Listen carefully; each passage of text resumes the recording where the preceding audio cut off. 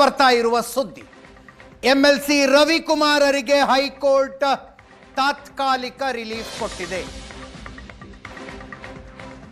ಮುಖ್ಯ ಕಾರ್ಯದರ್ಶಿ ಶಾಲಿನಿ ರಜನೀಶ್ ಅವರ ಬಗ್ಗೆ ಅವಹೇಳನಕಾರಿಯಾಗಿ ಮಾತನಾಡಿದ ಪ್ರಕರಣಕ್ಕೆ ಸಂಬಂಧಿಸಿದಂತೆ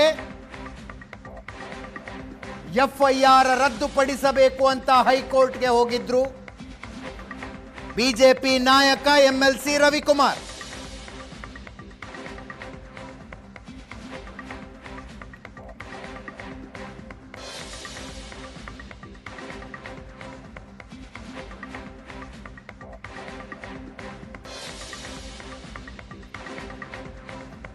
BNS 3513 ಅಲ್ಲಿ ಕೇಸ್ ದಾಖಲು ಮಾಡಲಾಗಿದೆ.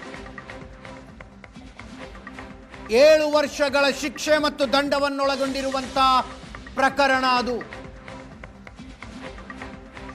ವಿಚಾರಣೆಯನ್ನು ಜುಲೈ 8ನೇ ತಾರೀಖಿನ ತನಕ ಮುಂದೂಡಿದ ಹೈಕೋರ್ಟ್ ಅಲ್ಲಿ ತನಕ ಬಂಧಿಸಬಾರದು ಅಂತ ಸೂಚನೆ ಕೊಟ್ಟಿದೆ. ಆದರೆ ತನಿಖೆ ಮುಂದುವರಿಯುತ್ತೆ. ತನಿಖೆಗೆ ರವಿಕುಮಾರ್ ಅವರು ಸಹಕರಿಸಬೇಕು.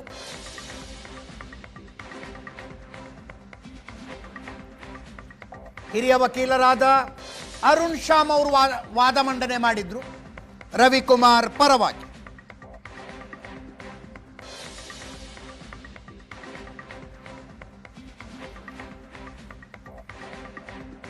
ಎಫ್ಐಆರ್ ರದ್ದು ಕೋರಿ ಹೈಕೋರ್ಟ್ಗೆ ಬಂದಿದ್ರು ರವಿಕುಮಾರ್.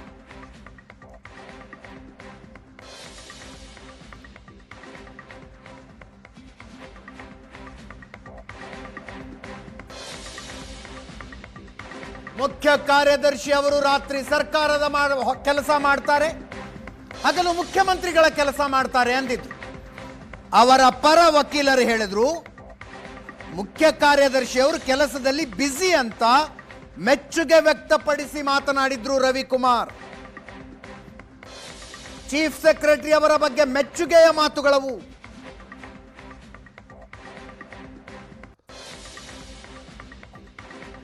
ರಾಜಕೀಯ ದುರುದ್ದೇಶದಿಂದ ಪ್ರಕರಣವನ್ನು ದಾಖಲಿಸಿದ ಸರ್ಕಾರ. ವಿಡಿಯೋ ಪರಿಶೀಲಿಸಿ ಅದರಲ್ಲಿ ಏನೂ ಇಲ್ಲ ಅಂತಂತೆ ನ್ಯಾಯಪೀಠ.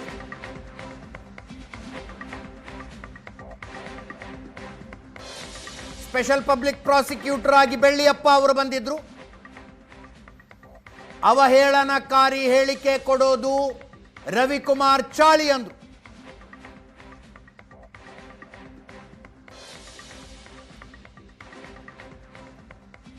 ನ್ಯಾಯಾಲಯ ರವಿಕುಮಾರರಿಗೆ ರಕ್ಷಣೆ ಕೊಡಬಾರದು ಅಂತ ವಾದ ಮಂಡಿಸಿದರು ಎಸ್ಪಿಪಿ ಬೆಳ್ಳಿಯಪ್ಪ.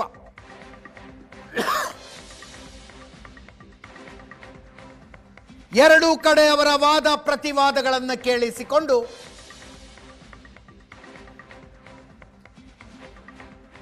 ಜುಲೈ 8ರ ತನಕ ರಿಲೀಫ್ ಕೊಟ್ಟಿದೆ ಬಿಜೆಪಿ ನಾಯಕ ಎಂಎಲ್ಸಿ ರವಿಕುಮಾರ್ ಅವರಿಗೆ ಹೈಕೋರ್ಟ್.